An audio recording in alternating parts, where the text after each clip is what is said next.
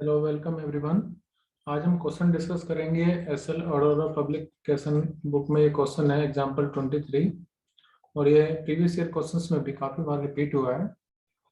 साथ ही हम question discuss करेंगे यूपी एलटी ग्रेड साइंस 2018 में भी ये क्वेश्चन पूछा गया। मतलब अगर आप टीजीटी पीजीटी की तैयारी कर रहे हो साइंस फिजिक्स में तो भी ये क्वेश्चन आपके लिए इंपॉर्टेंट है, और अगर आप क्लास 11th में 12th में नीट या जेईई की प्रिपरेशन कर रहे हो तो भी ये क्वेश्चन आपके लिए बहुत इंपॉर्टेंट हो जाता है। तो क्वेश्चन समझेंगे कैसे करते हैं। इमेजिन टनल, मतलब यहाँ पर हमें क्या करना है, इस क्वेश्चन में दिया हुआ है कि हमारे पास सपोज कीजिए अर्थ है, ठीक है, और उसमें एक टनल आर पार कर दी गई है इस तरह से। मतलब इसमें हम एक टनल बना रहे हैं इस तरह से, और अगर इसमें कोई पार्टिकल, इसमें बोला गया shows that a particle drop from one end of the tunnel execute SHM। तो हमें पहले ये दिखाना है कि ये जब पार्टिकल नीचे गिरेगा, ये मान लीजिए इसका सेंटर है, ठीक है ना, तो जब ये पार्टिकल नीचे गिरेगा तो ये सिंपल हार्मोनिक मोशन होगा। ये हमें प्रूफ करना है। What is the time period of this motion, और हमें बताना है कि इसका टाइम पीरियड कितना आएगा। और हमें ये सब चीजें दी हुई है कि हमें एवरेज डेंसिटी दे रखी है, अर्थ की जी की वैल्यू दी हुई है। साथ ही इस क्वेश्चन में भी सेम चीजें बोली गई हैं, लेकिन यहाँ पर हमें एमसीक्यू सॉल्व करना है और बताना है कि टाइम पीरियड का आर और जी के टर्म में क्या फॉर्मूला होगा। तो पहले मैं आपको बता देता हूँ कि एक कंसेप्ट जरूर ध्यान रखिए, ये काफी बार पूछा जाता है कि जब भी कोई पार्टिकल, मान लीजिए एक सपोजिशन है और इसको हम मैथमेटिकली प्रूव भी करेंगे कि जब भी कोई पार्टिकल को आप एक टनल में ड्रॉप कर रहे हो तो जब सेंटर पे पार्टिकल पहुंचेगा तो सेंटर पर आकर के इसमें सिंपल हार्मोनिक मोशन होता है। तो अगर सिंपल हार्मोनिक मोशन होगा उसको मैं मैथमेटिकली आपको दिखाऊंगा कैसे करेंगे। लेकिन ये हो क्यों रहा है, इसका रीजन सुनिए। देखिए, जब पार्टिकल मान लीजिए सेंटर पर यहाँ पर आ रहा है नीचे की तरफ, ठीक है, तो वो उसमें जो ग्रेविटेशन फोर्स लगी वो नीचे की तरफ लगती है। लेकिन जैसे वो सेंटर से थोड़ा सा नीचे आ जाएगा फिर उस पर जो ग्रेविटेशन फोर्स लगेगी, क्योंकि ऊपर ज्यादा मास है तो फिर वो ऊपर की तरफ लगेगी। ऐसे ही फिर से ऊपर जाएगा तो अब ज्यादा मास नीचे होगा अर्थ का, तो अब उस पर फोर्स नीचे की तरफ लगेगी। मतलब यहाँ पर वो ऊपर नीचे होता रहेगा। तो मतलब ये कैसे मोशन होगा, ये हो जाएगा सिंपल हार्मोनिक मोशन। ठीक है, ये तो मैंने आपको बता दिया लॉजिक कि होता क्यों है। अब मैथमेटिकली हम प्रूफ करेंगे कि ऐसा क्यों हो रहा है।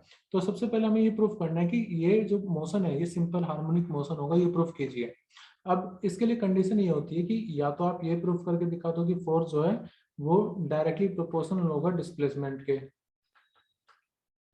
के, या फिर आप इतना दिखा दीजिए एक्सेलरेशन डायरेक्टली प्रोपोर्शनल होगा डिस्प्लेसमेंट के। ठीक है, ये बेसिक कंडीशन होती है सिंपल हार्मोनिक मोशन होने की। अगर कोई भी मोशन सिंपल हार्मोनिक मोशन है तो उसमें फोर्स या फिर एक्सेलरेशन डायरेक्टली डिस्प्लेसमेंट पर डिपेंड करते हैं। वही चीज मैं आपको यहाँ पर प्रूफ करके दिखाऊंगा। एक और चीज, आपने ये तो पढ़ा ही होगा, जैसे आप एक सिंपल स्प्रिंग लीजिए, उसका टाइम पीरियड हम कैसे निकालते हैं। तो हम ऐसे निकालते हैं कि इस पर जो फोर्स लग रहा होगा वो होगा F equal to mass into acceleration, और इसको हम माइनस के एक्स के बराबर रखते हैं, और एक्सेलरेशन बराबर कितना आ जाएगा फिर माइनस के अपॉन एम।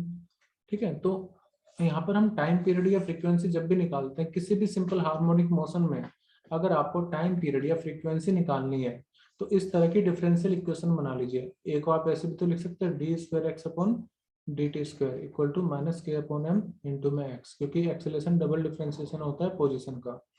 तो इस तरह की इक्वेशन बना लीजिए जहां पर एक तरफ डिस्प्लेसमेंट का डबल डिफरेंशिएशन हो और एक तरफ डिस्प्लेसमेंट हो। तो जो भी डिस्प्लेसमेंट का कोफिशिएंट होगा, ध्यान दीजिएगा, इस इक्वेशन में जो भी डिस्प्लेसमेंट का कोफिशिएंट होगा उसी को हम ओमेगा स्क्वायर एज्यूम करते हैं, वो होता भी है। ठीक है ना, ओमेगा स्क्वायर कितना हो गया के अपॉन एम, और ओमेगा स्क्वायर इक्वल टू के अपॉन एम में हो गया तो ओमेगा कितना हो जाएगा रूट के अपॉन एम। और देखो टी इक्वल टू होता है 2 पाई अपॉन ओमेगा, तो टाइम पीरियड कितना आ जाता है स्प्रिंग के केस में, T equal to 2 pi root m upon k. ऐसे ही पेंडुलम में भी किया जाता है। जब आप पेंडुलम को डेरिवेशन करेंगे तो वहां पर ओमेगा स्क्वायर इक्वल टू कितना आ जाए मैं आपको बताता हूँ। वहां पर हम इस तरह से लेते हैं mass into d square x upon D T square equal to minus, यहाँ पर डिस्प्लेसमेंट होता है, यहाँ पर आता है एल। ठीक है, तो यहाँ से भी हम मतलब ओमेगा स्क्वायर निकालते हैं। कुल मिलाकर के बात है कि आपको डिफरेंशियल इक्वेशन बनानी है, और डिफरेंशियल इक्वेशन में जो भी डिस्प्लेसमेंट का कोफिशिएंट होगा उसको ओमेगा स्क्वायर एज्यूम करना है, और टाइम पीरियड फाइंड करने के लिए T equal to 2 pi upon omega use कीजिएगा।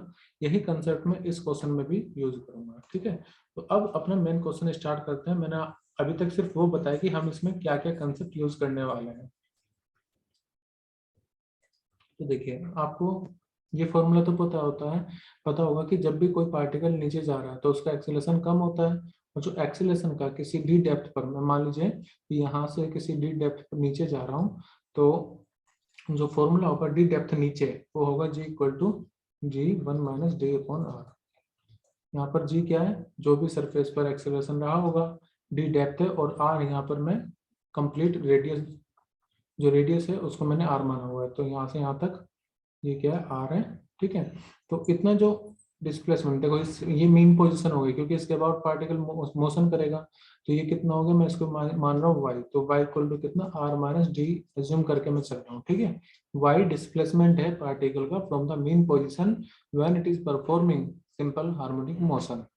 तो जी डी बराबर G1 - D/R, इसी को आप ऐसे भी लिख सकते हो, जी आर माइनस डी अपॉन में आर। अब देखो आर माइनस डी मैंने क्या माना है, वाई, तो जी डी इक्वल टू कितना आ जाएगा, जी डी बराबर आ जाएगा जी अपॉन में आर इंटू में वाई। ठीक है, अब देखो फिर से वही सिंपल हार्मोनिक मोशन की इक्वेशन आ गई है, तो मैं क्या करूंगा, ये देखो यहाँ पर वाई क्या है, डिस्प्लेसमेंट है, ये क्या है, एक तरह का एक्सेलरेशन है, एक्सेलरेशन ड्यू टू ग्रेविटी। तो मैंने अभी थोड़ी देर पहले आपको बताया था ना, जैसे डबल डिफरेंशियल इक्वेशन अगर हो तो जो भी x का कोफिशिएंट होता है उसको हम ओमेगा स्क्वायर मान लेते हैं, ऐसे में यहाँ पर ओमेगा स्क्वायर एज्यूम करूंगा किसको, ये जो y का यानी कि डिस्प्लेसमेंट का कोफिशिएंट है, तो इसको आप लिख लीजिए जी अपॉन आर। जब ये ओमेगा स्क्वायर आ गया तो ओमेगा की वैल्यू कितनी आ जाएगी, रूट में जी अपॉन आर, और आपको पता होगा कि टी इक्वल टू कितना होता है, 2 पाई अपॉन ओमेगा, तो 2 पाई अपॉन में ये कितना आ जाएगा, जी अपॉन आर। तो टाइम पीरियड यहाँ से हम लिख सकते हैं टी इक्वल टू कितना आ जाएगा, 2 पाई रूट में आर अपॉन में जी। ठीक है, अब देखो ये क्वेश्चन तो हमारा सोल्व हो गया, क्योंकि इसमें करेक्ट आंसर क्या हो जाएगा, time period will be equal to 2 pi root radius of the earth upon g small g gravitational acceleration at the surface of earth. तो पॉइंट मतलब ये जो क्वेश्चन है ये यहाँ तक हमें सोल्व करना था, इसका करेक्ट आंसर हो जाएगा 2 पाई रूट आर अपॉन जी। ठीक है, अब इस क्वेश्चन को कर देते हैं। एक्चुअली यहाँ पर ना आपको रेडियस नहीं दिया हुआ है, जी भी नहीं दिया हुआ है, तो वैसे तो मुझे रेडियस पता है कि 6400 किलोमीटर होता है, जी की वैल्यू सरफेस पर 9.8 होती है, वो रख करके मैं टाइम पीरियड की वैल्यू निकाल सकता था, लेकिन हमें ना इन्हीं चीजों का इस्तेमाल करते हुए अपना फाइनल आंसर निकालना होगा टाइम पीरियड के टर्म में। ठीक है, टाइम पीरियड निकालना है, तो करते हैं final derivation for this question. अभी मैंने आपको बताया कि टाइम पीरियड कितना हो जाएगा, 2 पाई रूट आर अपॉन जी। अब क्योंकि हमें डेंसिटी के टर्म में करना है और जी के टर्म में करना है, तो देखो आपको ये फॉर्मूला पता होगा, जी इक्वल टू कितना होता है, G M upon R square.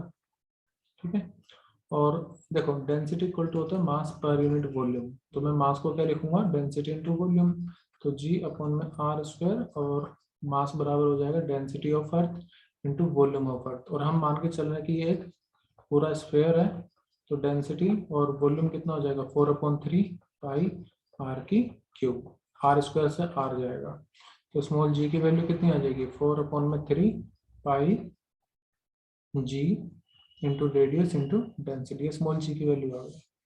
अब जो हमारा टाइम पीरियड का फॉर्मूला है इसमें हम पुट करेंगे ये वैल्यू, तो टी इक्वल टू कितना आ जाएगा, 2 पाई रूट रेडियस को आर ही रहने दो, आर रेडियस सेम है, जी की वैल्यू में लिखूंगा 4/3 पाई आर जी इंटू रो, देखो आर से आर कैंसिल आउट हो गया, तो टी इक्वल टू कितना आ जाएगा, 2 पाई, ये 3 ऊपर जाएगा, ठीक है, आर तो कैंसिल आउट हो गया है, अपॉन में बचेगा 4 पाई जी इंटू डेंसिटी।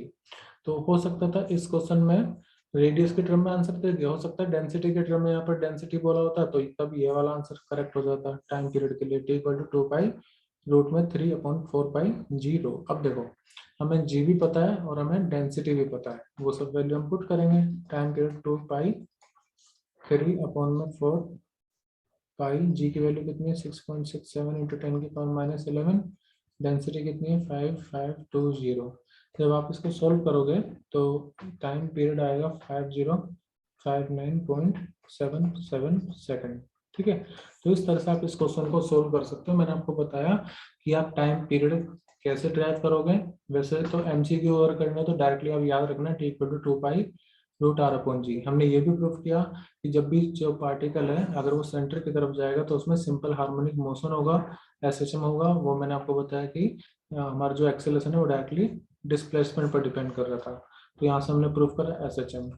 फिर हमने निकाला time period T equal to 2π√r/g, और फिर हमने निकाला टाइम पीरियड डेंसिटी के टर्म में। आई होप ये क्वेश्चन समझ में आपको आया होगा।